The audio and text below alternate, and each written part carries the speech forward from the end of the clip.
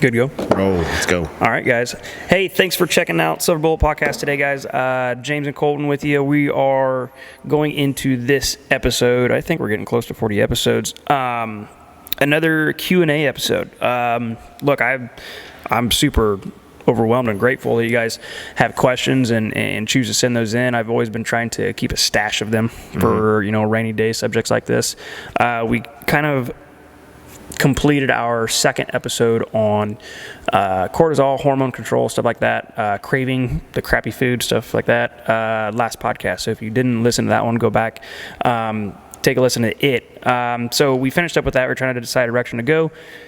Figured we'd go ahead and just knock out a little Q&A while we're at it, or while we're here in this position. Do a little Sound teaching. good? A little teaching. So a lot of these questions come from members of our facility, okay, no doubt. I do have a couple in here that I remember off the top of my head that came from people out in podcast land, so thank you very much for sending stuff in. But I left the questions very vague. A lot of the questions I get are sent to me or have a story behind it or something that they heard or read, and I just kind of took the main theme of the question and put it here on my laptop. So we're going to go ahead and cover the main theme and kind of go in different directions if we feel that we need to. Right. That sound good? Yeah. Okay. So I haven't shown James any of these, so not that it matters a whole lot because I'm pretty sure he's well versed in a lot of these areas. So first one we have. This one is... I actually wanted to purposely do this one first because it circles around fasting. And you and I have had definitely some trial and error about educating on fasting. Yeah. And so really this it's question a fine dance. Is a very fine dance. I think we need to expand upon that a little bit. Fasting for fat loss specifically, okay? That is where this question was headed, okay? Do we think it is achievable? Do we think it's a smart thing to do? Do we think that it even works? Do we think it's a bunch of crap? What are our thoughts on it? Yeah, that's a very hard question. That's how I put it so first. to not like try to confuse everyone out there, really when it comes down to fasting and when it comes to working with anyone with supplements, talking about their nutrition, just talking about their lifestyle, you have to have a lot of just background and some intake work. You have to gather a lot of insight and run some questions and really have an understanding of where this individual is coming from, what they want to specifically achieve, what they're bringing to the table, what they're willing to do, and then as a coach, like kind of understand, after they left the conversation, all right, are they going to take this serious? Are they going to go way too aggressive with it? A coach needs to have a little bit of discernment with that, because do I think fasting can work and help individuals lose body fat? Yes. Do I think fasting can cause individuals to lose body fat and also disrupt their hormonal patterns and cause dysfunction and dysregulation? Yes. So it's just, it really honestly comes down to probably the coach and the person and just that relationship working together and monitoring and tracking specific things. If everyone out there were to ask me, well, what would your opinion be to the general public? I would say don't fast for weight loss. That would just be my shortcut answer. Yeah. But instead fast for health. There you go. So yeah, obviously the reason that our approach is what it is because we've learned the hard way, okay? And we're not ashamed to admit it. Everything that we do, especially when you're talking about educating the masses, is through trial and error. And we had a point in time where we wanted to do a lot of education on fasting because we knew it could help beneficially in the health department. But as a side effect, people started to learn that, I can achieve some results in a pretty quick time frame. Right. And most of the time it comes in the form of the scale ticking down, and then clothes fit a little bit better. I must be losing body fat, right?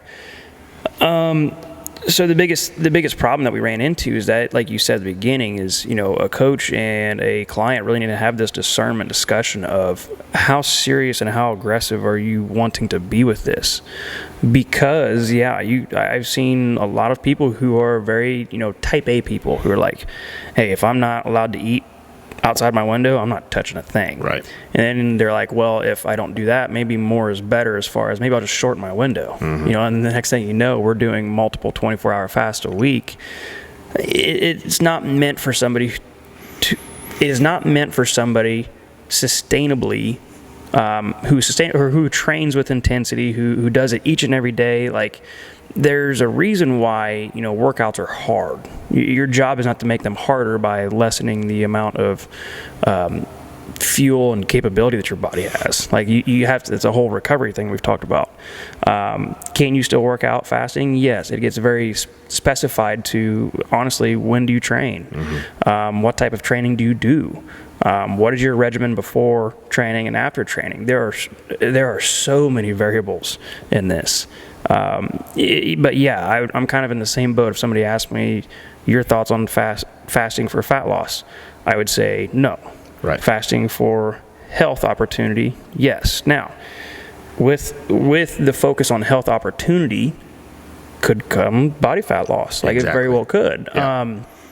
But, I just got done programming a fast for a client a week or two ago, and I have a deadline on it. I have a time frame. I'm like, we're going to do this fast. We're only going to do it for X amount of weeks, and that's it, okay? And we will revisit. We'll take a look at, information that we've gathered through this fast. Right. Are we achieving what we want to see happen? Fat loss is a secondary goal. It's one of those things that, that'd be really cool, but I have some other things that I really want to take care of.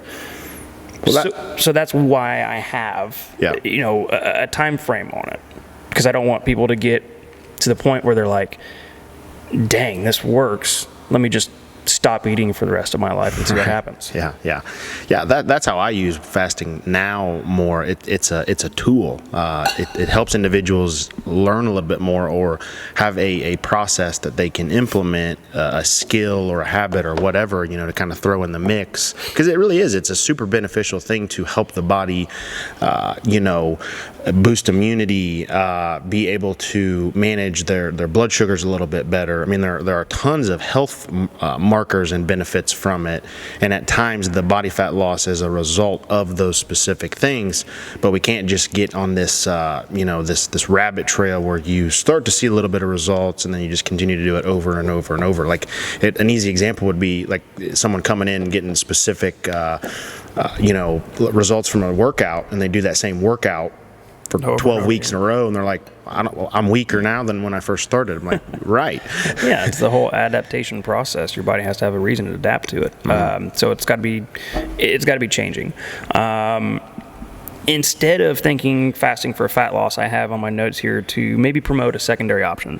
Instead of thinking fasting for fat loss, how about consuming protein for fat loss? This is a very simple and easy way to kind of get rid of the mindset that, I have to just be super calorie restrictive and suck on lemons and eat salads, all day. Like, is not what your body really wants. Right. Okay. Most times when I'm working with an individual, fat loss doesn't happen until protein requirements are met by the body for usually 10 consecutive days, 10 to 14 consecutive days. Then you start to notice things happen. And for those of you that don't know how much protein you should be consuming, I know we've talked about it quite a bit, but I'll just 10 podcasts. Sorry, I got 10 podcasts on it, but we'll just cover it again. It's good to know.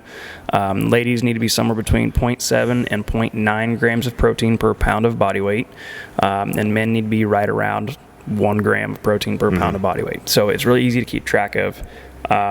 And the only way that you're going to know if you are getting enough protein, you got to track it. Right. And you got to be brutally honest with how much you're consuming. And you can't guess.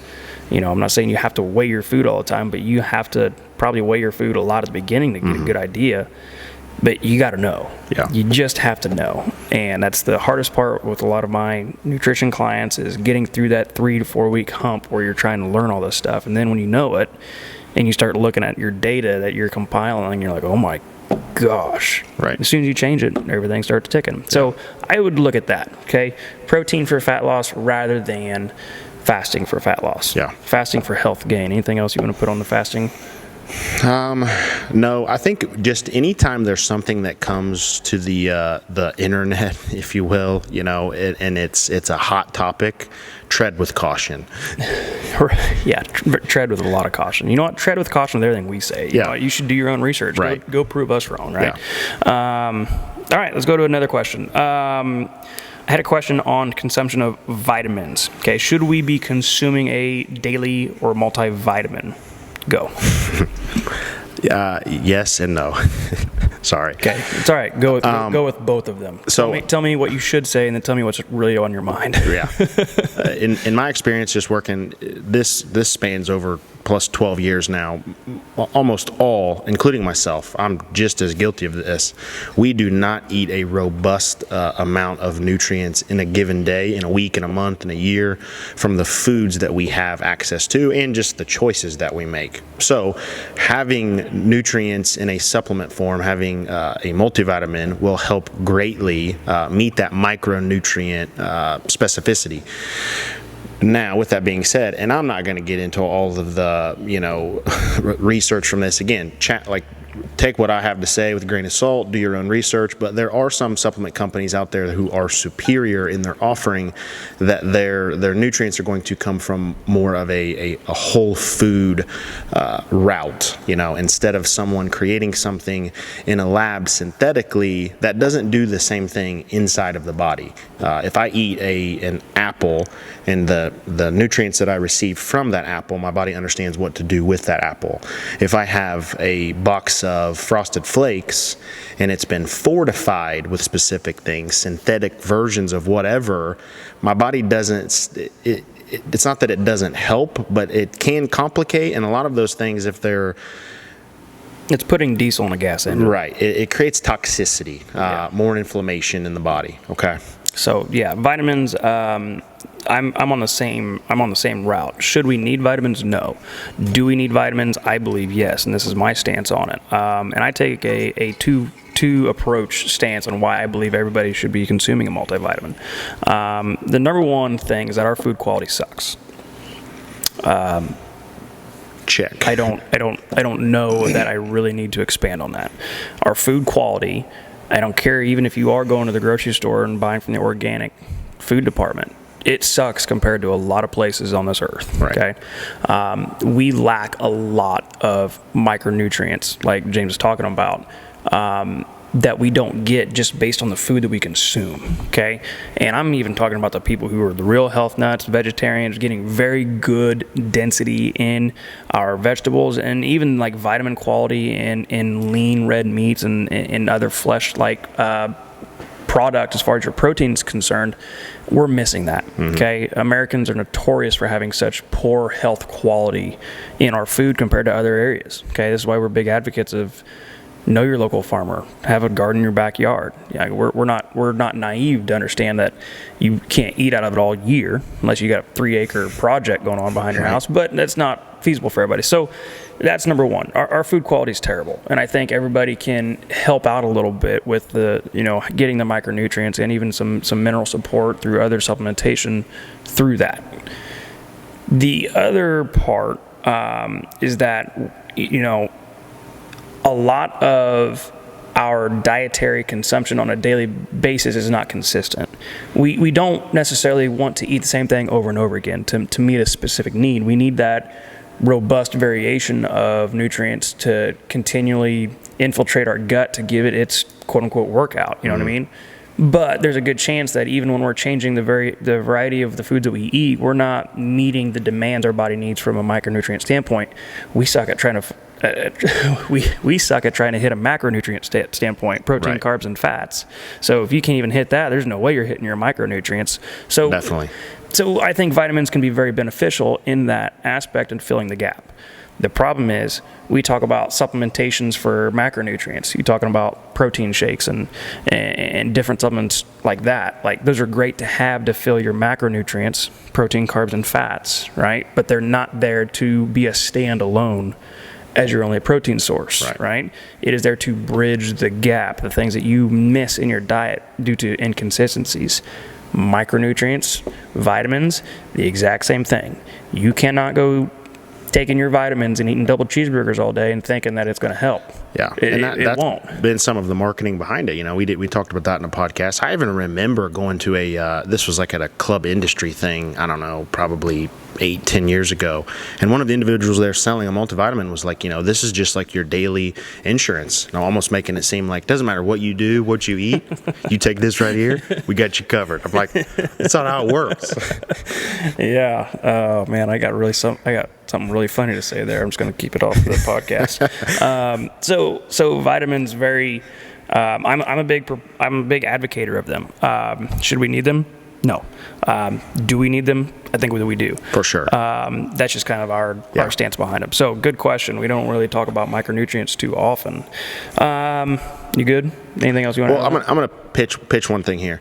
I've had a lot of clients here. They've done the DNA fit test, and part of that we look at, all right, does this individual have a what's called MTHFR gene, and that essentially, I'll make this as simplistic to understand as possible. Your body does not methylate. You don't detox properly with a lot of the specific type of B vitamins, B complexes in certain supplements. Okay, you need a methylated version of that for your body to be able to then have the adequate amount, but then be able to do what it needs to do to function properly. Okay, so for example, if you take a multivitamin and you have the MTHFR gene and it's a regular form of, let's say, folate, that's going to make you feel worse. Right. Okay. So methylate, can you explain what methylation means without getting too deep in the word? Here's my example in college. If I would go out and if I'd have a drink or 2 drinks with some buddies, I would wake up the next day, or even earlier on that day, I would feel absolutely terrible. I had no idea why. Yeah. My body literally could not dispel or kick in the process necessary to start detoxifying. Okay. Right. Whereas if I would have been supplementing at that time, it would aid in my body's ability to methylate. Yeah, that detoxifying process. Okay? Right. So one of the most important, functions of your body to remove chemical toxins and stuff like that, your body's not able to do because of this gene gene that you're essentially tested for in the DNA fit. Mm-hmm. So that is there's tons of really tests you can do, pretty cheap too. Yeah. So side note on vitamins, because it could be really good for you. It could be really bad for you if you're, positive on that gene, right? So, good note. All right, let's move on to another one here.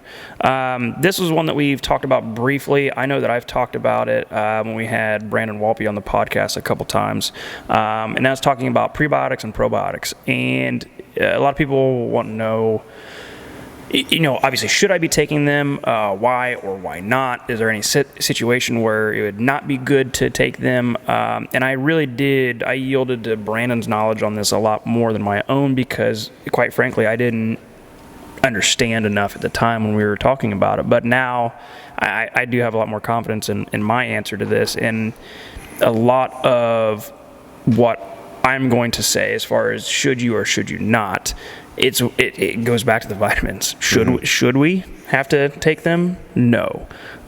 Do we need to take them?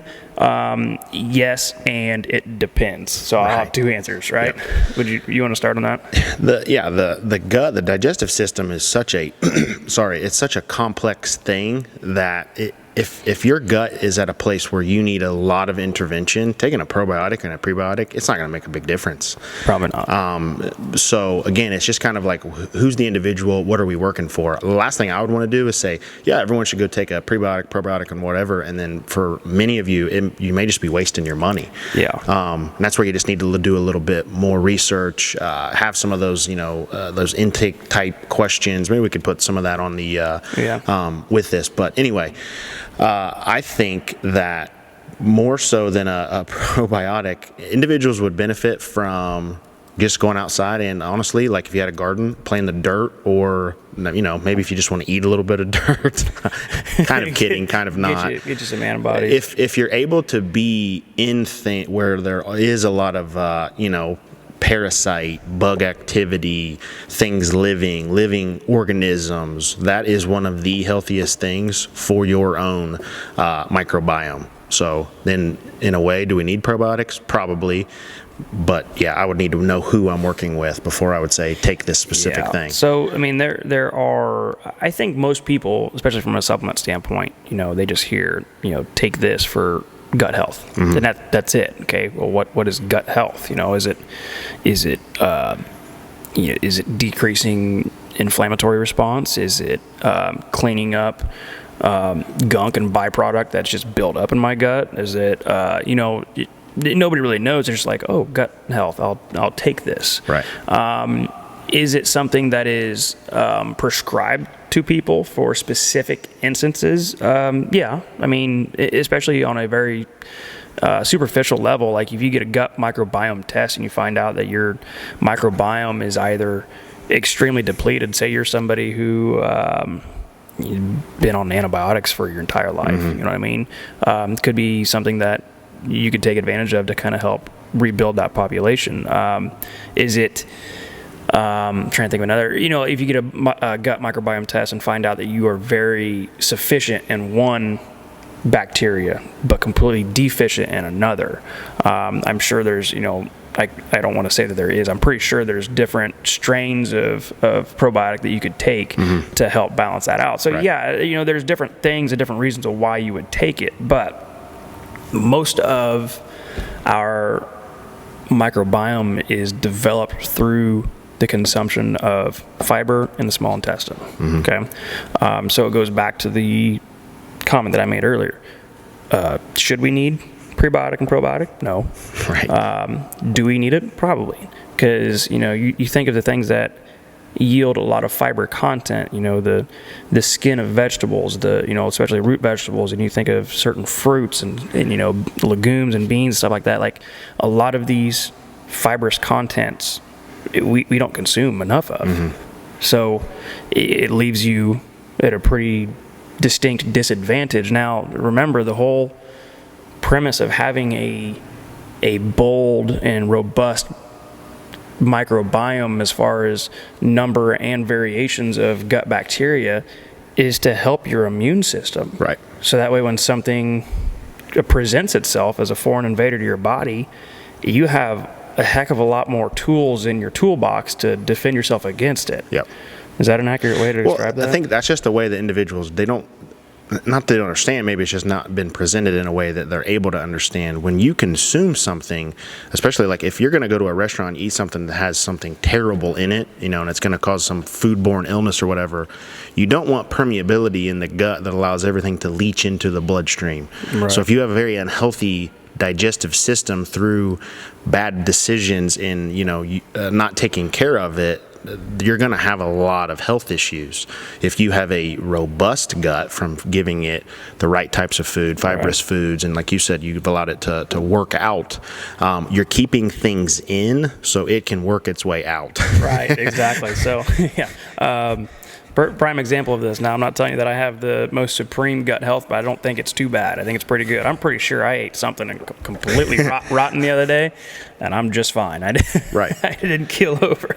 Well, all I know is it tasted a little sour. That's a really good. So, I mean, that's a great thing that individuals can use as an understanding. Like if you go out with a group of friends, and let's say there's 10 of you, and maybe half of you, all of a sudden that night you have food poisoning, and everyone ate the same thing, and the other half of you don't. I would suspect that half of you have a pretty healthy gut or immune system, and the other half of you probably don't. Yeah. So to go back on the question itself, prebiotics or probiotics, supplementation. The big thing is to figure out. Well, one, there's different. The prebiotic and probiotic are two different things. Okay, the probiotic is the strain. It is the biotic strain that you are to consume. The prebiotic is more like food for the biotic strain. Pro, after, pre. You got it. So I got those right? Yeah. I did? Yeah. Or did? Okay. So the thing that Brandon, I remember him telling me when we were having this conversation, he goes, a lot of the stuff that people don't understand is that their gut is so acidic and so out of balance from an enzyme perspective that a lot of people will consume these probiotics and the strain has been killed before it even reaches the small intestine. Right. Because he's like, there are some very specific companies that make a higher quality product that have a much higher strand count, and that would be the way that he would recommend people to go if they were to decide that taking a probiotic is for me. He says, I would not send somebody to Walmart and get a probiotic. Like, that'd be a bad idea. Don't sue us, Walmart. But anyways, so that's kind of where our talk went. I'll do some digging and figure out what episode that was, and I'll see if I can list it in the description of this podcast today, and you guys can go back and listen to that if that was your question that you asked. Anything else you want to add on pre or probiotics?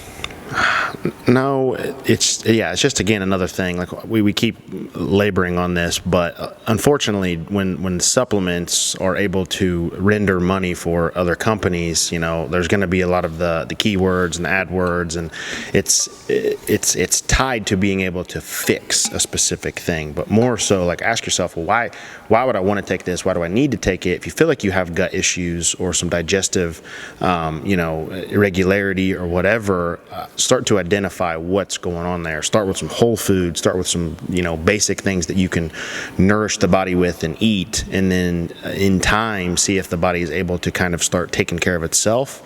Then maybe do some testing, then maybe add in some supplements. Yep. An ounce of prevention's better than a pound of cure, right? It's always a thing you have to remind yourself when you're talking about supplementation. Go ahead and just move on to the next one here. The next one, like I said, a lot of these we've talked about, at least a little bit in previous episodes, but it seems like recently I've gotten a couple more questions about this in-house from some of our members, and the question revolves around creatine for women specifically.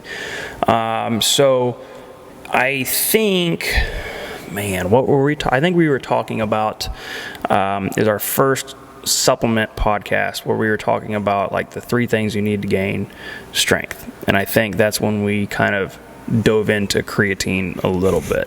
Squats, deadlifts, and creatine.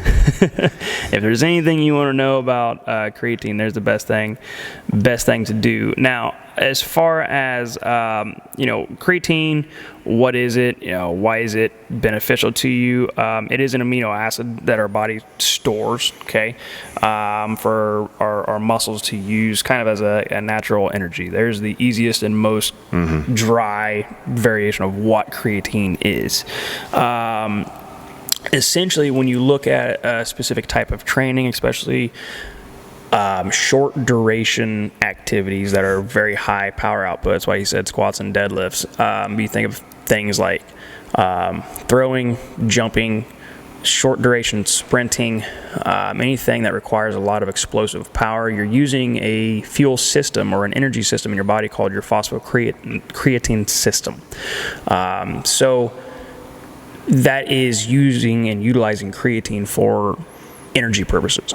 It is very quickly replenishable, meaning that you can do, what were you doing today deadlifting? You were doing like singles and resting for... I'm doing 2, I was on a deficit, 2-inch deficit, pulling singles, had some chains on there, just some fun stuff. Just some fun stuff. And, he'd do one, rest, go right back up, do it again, right? He's living in the phosphocreatine system. And you can supplement that system through creatine monohydrate as a supplement. Creatine monohydrate is, behind whey protein, the second most researched and second most, what's the word I want to use, effective supplement validated supplement ever created, okay?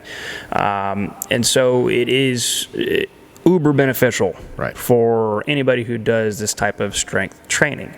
There was some negativity that came out about creatine, and I know I'll screw it up, so I won't even try to guess what year it was, but long story short, a couple soccer players at a university, Soccer, okay, which is not a phosphocreatine sport, it collapsed during practice or a game, I think. Anyways, 2 of them Come to find out, they had very, very, very high levels of, they were supplementing with very high levels of creatine, suffered a lot of kidney damage, ended up having heat stroke and passed away.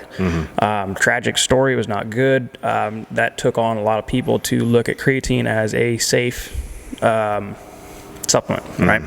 And so there were a lot of things that got debunked, a lot of things that, obviously they were taking creatine for an unintended purpose. Their sport was very aerobic in nature. Their primary fuel source was not creatine. So when you take a bulk amount of creatine, it's not being used, it's only being stored. Your kidneys do have to do a lot of work in order to filter out a lot of stuff to be able to pass, through your urinary tract. So it's very hard on your kidneys if you're not actually using creatine for its intended purpose. If a supplement has a label and it tells you what you should and shouldn't take, it's probably there for a reason. Yeah. So anyways, it took a little bit of a hit in the supplement industry after that, but more and more, you go on to Google, I'm looking at one right now that I found more positive creatine articles and even news articles and clips and everything than I have negative, right? Now, it wasn't until really a few years ago maybe that it really started being not recommended but pushed for women as well, right? So for the same kind of issues that the soccer players had, they were like, oh, well, women fall in that category too, and we're like, why? If they're doing the exact same training that is meant to be done for it, i.e. lifting heavy, okay, it should be completely okay. And now more people are getting back behind it, right? Here's the thing, if you are a meat eater, you have creatine in your system, okay? And honestly, a lot of people who are vegetarian are the ones who take the most, my mind is absolutely going blank on words right now. You're getting the most out of the product when you don't consume a lot of meat, or you don't consume a lot of red meat more specifically. And a lot of people now, they're trying to eat really lean, chicken, fish, stuff like that. If you're lifting heavy, you need to be supplementing with creatine, right? Because it is predominantly found in red meat for your natural foods. Right. But a lot of what creatine does, it helps prevent, it helps with stamina, helps prevent too much muscle micro damage, a little bit of endurance stuff in there as well. Obviously, strength component has some application there as far as motor units contracting across muscle fibers. Creatine does a lot to improve your strength. And I think everybody should take it if, I'll put an if in there, 90% of the time you lift heavy weights. Right. Heavy is relative, but I'm not talking 10-pound dumbbells in your step class. That's not heavy. Yeah, I'm talking barbell on your back and compression on your spine and that kind of bone density lifting. Yeah. I think of a multivitamin and a fish oil or omega-3. Those are like beginner basic fundamental type supplements. I think of creatine more of an intermediate. So with the training, if you're a newbie, you're probably not going to notice much of a difference taking creatine. But if you've been doing it for a couple years, and then all of a sudden you start to supplement with that, you will see a blip in your performance and potentially initially your strength, because now you are having the benefit of what a supplement should do. Yeah. So when I was taking it during my weightlifting spurt, where I was, training specifically for competition, the only way that I would know that I was taking my creatine was that my fourth set of squats didn't peter out after my third set. But I totally remember the time where I didn't have it, where three sets is all I had. And then the fourth set, I was done. Right. That's the kind of stuff that you felt. It wasn't that I went up to the bar and I'm like, oh, this feels like nothing today. Right. It wasn't always the case. Creatine is just one of those things that when you take it, you're not going to know until, honestly, you train, and you train for a little bit of duration on the day. Right. That's how I would know. Because honestly, my fourth set of squats would fall around 50 minutes into the workout. Compared to 45 minutes, when I'd start getting tired, I could go 50 or 55 minutes. Right. That's the kind of benefit you get from it. It's not that you're going to take it and put 50 pounds in your back squat next day. No. it's not a methamphetamine. It's one of those things. It's not one of those things that works like that. It's just it doesn't have an immediate yield benefit. Like, it's one of those things that honestly, when you're taking it for a while, and as soon as you come off, even more. Right? So creatine for women, I think if your training is super heavy, super consistent being a big one, you do all the things necessary to provide your body health. Like you said, this is an intermediate. I like the way you word that. It's an intermediate supplement. You got to have all the other things ahead of this in line. If you don't bother. It's not going to work. But if if you're eating well, you train frequently, you train heavy, I don't see any reason why you shouldn't. It's cheap. It's a very cheap supplement. Yeah. But it still costs money, and if you don't have your stuff figured out, it doesn't matter. All right, on to one that I know you're going to love. Here we go. Getting in on. Testosterone boosters. Yes. All right, so let me, just for the benefit of our audience, cover what a quote-unquote testosterone booster is. How about this? First off, why would we want our testosterone levels raised? Primarily this question is geared towards men, but ladies, you need to know this too, because if your husband's out there trying to get a testosterone booster, you just need to know. Okay, I'm just gonna.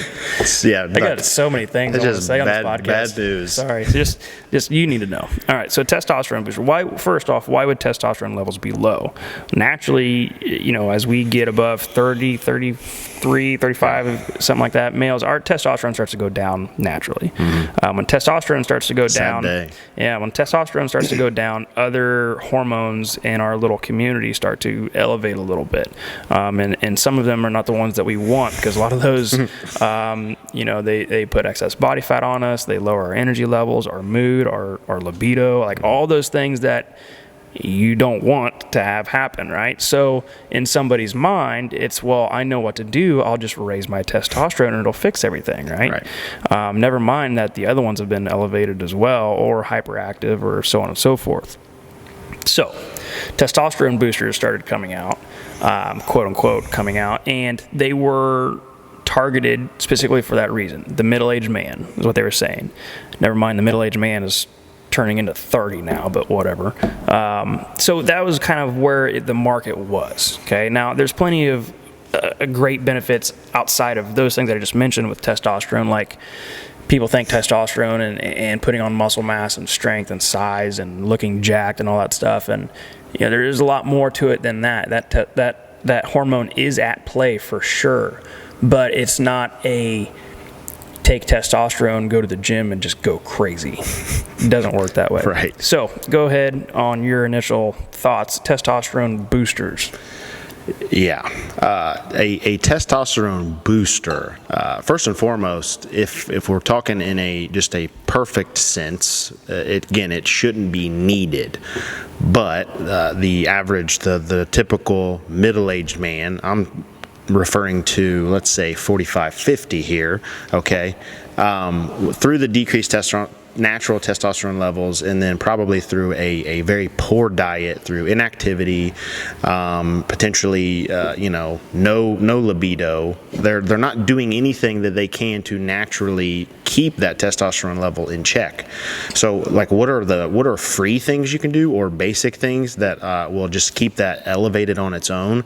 Lifting heavy weights, if you're able and you desire, getting outside in the sun, that's one of the easiest things, and just continuously move the body, and also eating a very high quality, good fat, high protein, and just good vegetation style type diet. Carbs where they're needed. If a guy were to follow that and get adequate rest at night, should have mentioned that probably first, their testosterone would be ideal, and it should stay as high as it needs to be as they continue to age. So certain testosterone boosters, if the supplement is an adaptogenic type, where it's not going to then, like Colton referred to earlier, mess with or jack up, for my lack of words here, all of the other hormones, that can be a beneficial type supplement, okay? Where you're taking more of like an herb or something that can very lightly stimulate the body in a way to potentially raise some free testosterone. Those things I'm good with.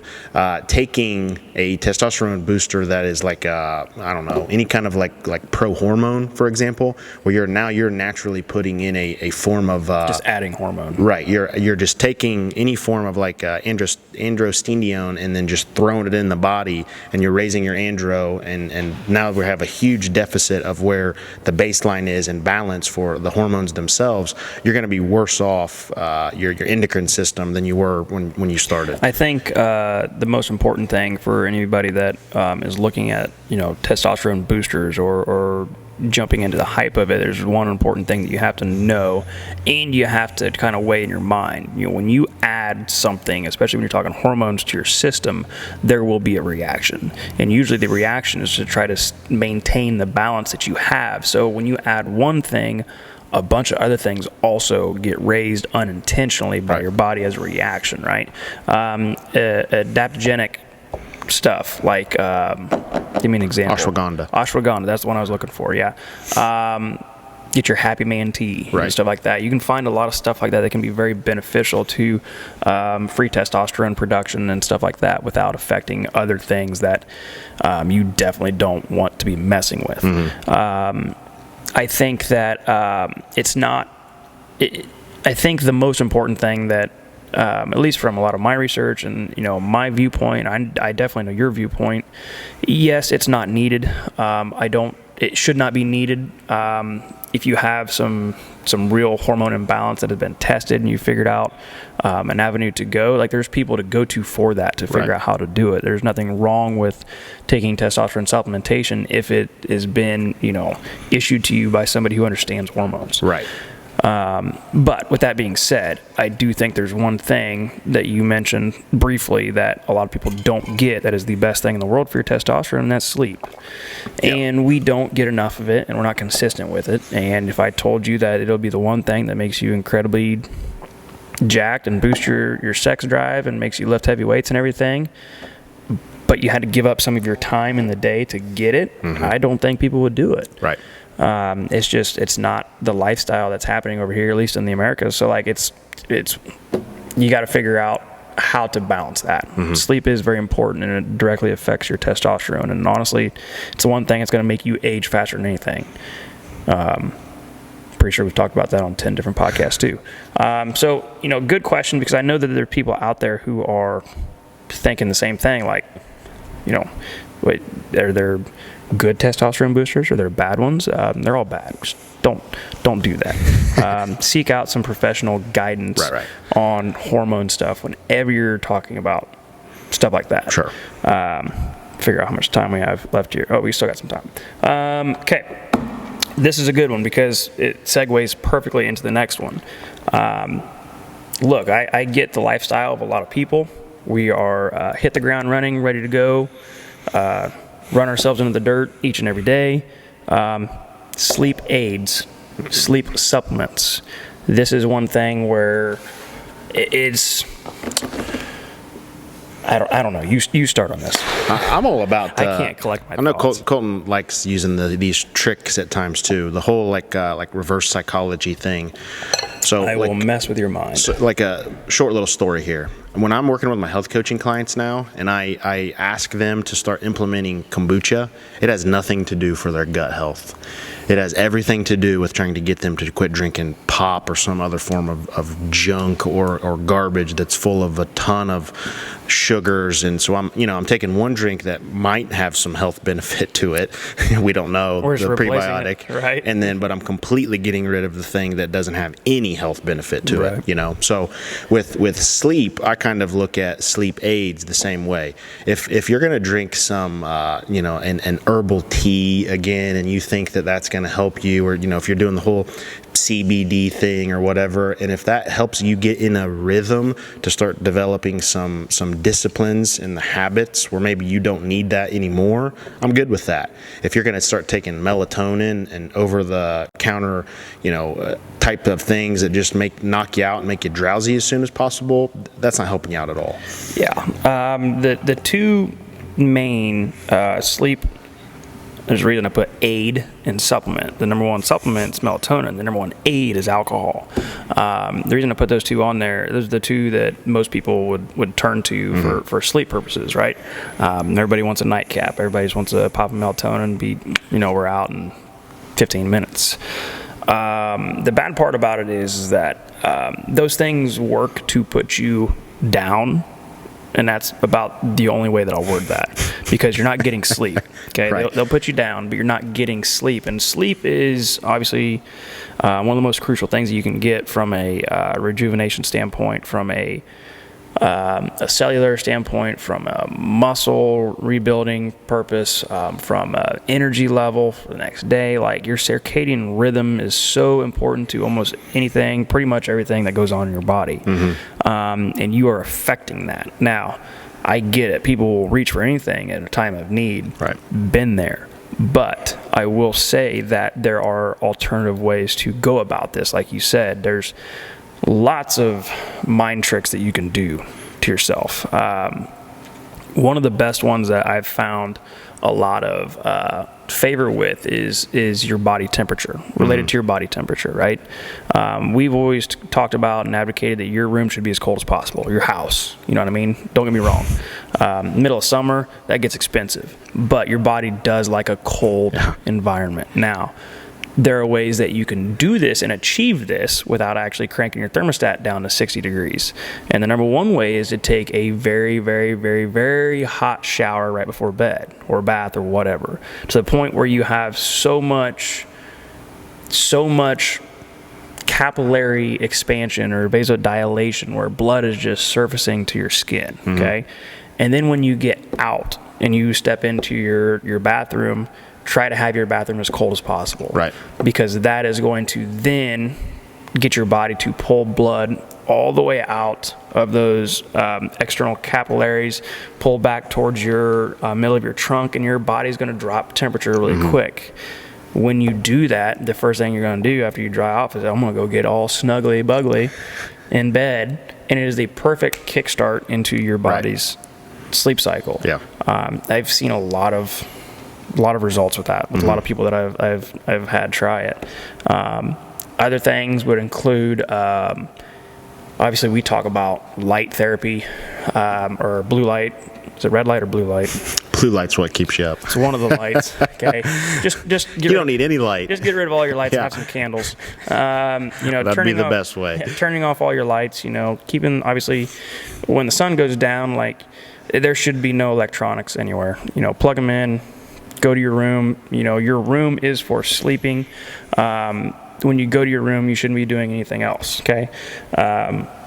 The old adage, you wouldn't go sit at the table and wait to be hungry, right? Why would you go to bed and wait to be sleepy? Well, if you have a well-rounded circadian rhythm and a sleep pattern, every time you walk into your room, you should almost yawn.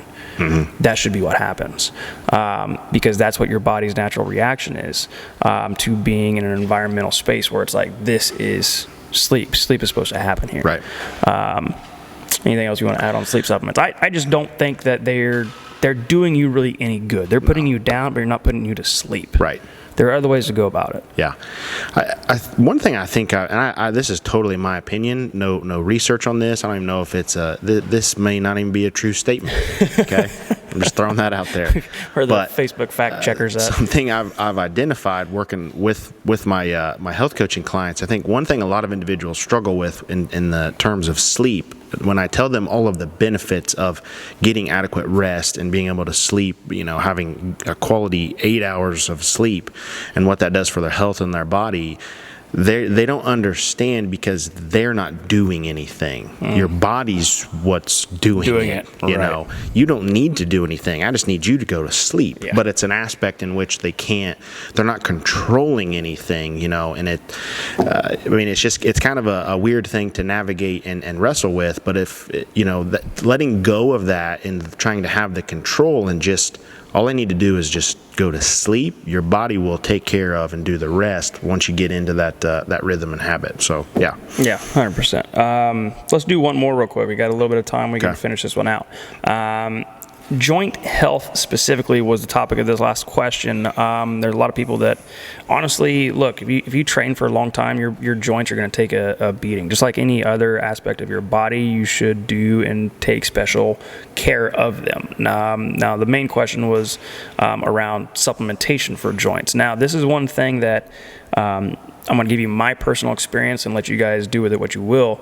In Olympic weightlifting, there's a lot of stress associated with the shoulder, a lot of stress associated with the elbow, wrist. It is a very high acceleration and compact or impact laden workout. Like it's hard, you know what I mean? But there's a lot of moving parts. Everything has to be an accelerated pattern, and your joints take a lot of beat up from it. So I started developing a little bit of epicondylitis, which is just elbow pain, medially on my elbow. A lot of you guys will probably understand when I say tennis elbow. Okay, that is on the opposite side of the elbow, on the top side. Mine was down on the medial side, on the inside, and that comes a lot from holding a hook grip on the barbell, and then trying to transition that and not having super flexible or super mobile forearms as far as all my tendons go. Like wrist control is not great, and one thing leads to another, and my elbow is totally inflamed, and I can't put anything over my head without severe pain. And I started researching a little bit, trying to figure out if there's anything that I was missing as far as some quick, easy fixes. Because when you're in the middle of a cycle, right? Like I will gladly change my lifestyle later, but like I need a fix, right? Yeah. And so that was one of the things that I sought out some chiropractic counsel. I actually had some dry needling done. I had some scraping done. I had a lot of different things performed on me that seemed to help, but it would always come back. And so finally I was looking at a lot of my micronutrients in a lot of my shakes and different things that I was consuming, and realized that I am very low consumption of a supplementation or a supplement called glucosamine. And glucosamine is very good for joint health as far as lubrication of joints and on making sure that you have enough free range of motion without friction of the joint. And so I started supplementing with glucosamine and another supplementation called chondroitin. It was a mixed combo. I can't remember what the name of the supplement brand was, and I virtually have not had any elbow pain for a long time because of that. Now, my training has changed. Things have been changed since then, and it's definitely not something that I take each and every day now, but it is something that I think is very beneficial. Do you have any, have you ever taken any of that or prescribed? I've never, like my own experience, I've never had like a lot of just specific joint pain. I've had injuries here and there, but eventually it will go away. So I think for me, the advice would be, as long as you're always focusing on like the three things we always talk about: adequate rest, you're managing the amount of like nourishment you're receiving from the food, and you're doing some intentional training that will help you reach the goal, not just coming in and just doing smashing whatever. Heavy weights, that I can't help you with your joint pain then. But I do think that like the two supplements you mentioned, I think that they have their place, especially when you're doing something where this may be a little bit out of like normal, when you're competing for a competition or you're going through a specific cycle. I just don't have a lot of experience with it. So yeah. Yeah, that's just where I was at, because I knew that it was something that affected me, so I'm sure it affects somebody else. But it is a very pinpoint specific supplementation. I wouldn't tell you that if you're dealing with chronic back pain, you need to go take this. There's probably a lot of things you need to fix in your life in order to get that taken care of. But if you do have a specific thing, a little nagging, it's not terrible. This is something that maybe it's something that could help. I would go ahead and just do your own research and look at it from your own lens, and you can kind of come to your own conclusion. But that helped me, and I thought it was worth noting. I think like quickly, and if you're watching this, a lot of times when we see specific pain in areas, it'll be because of an overuse in the area. So like if someone just constantly like beating something with a hammer, it's like, well, when was the last time that you actually extended your arm, fully, all the way through? So there's a little things you can do to implement, but again, that just goes under the watch of a coach that understands the body. For sure. So we're running out of time here, so I think we got through 1, 2, 3, 4, 5, 6, 7 questions, so that's pretty good. Anything you want to put on this last minute before I got to shut this one down? Good questions. I think we'll kind of reassess where we're going to go with the next podcast. We'll kind of talk about it, give you guys another week to listen up on this one, as well as any ones that you missed in previous weeks. But if you don't have anything, I'm going to go ahead and shut it down. You good? Good. All right, man. Thanks, guys, for watching. Until next time, this is the Silver Bullet Podcast.